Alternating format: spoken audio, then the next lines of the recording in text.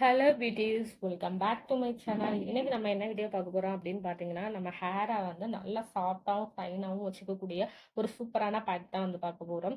அந்த பேக்கை வந்து ப்ரிப்பேர் பண்ணுறதுக்கு ஃபர்ஸ்ட்டு வந்து நீங்கள் அரிசி கழுவுன தண்ணி வந்து எடுத்துக்கோங்க. அது கூட வந்து ஒரு 2 டேபிள் ஸ்பூன் அளவுக்கு வந்து ஃப்ளாக்ஸ் சீட் வந்து எடுத்துக்கோங்க.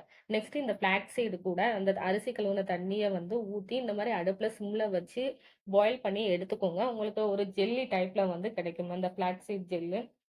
இப்ப அந்த ஜெல்ல வந்து நான் தனியா ஃபில்டர் பண்ணி எடுத்துக்கிறேன்.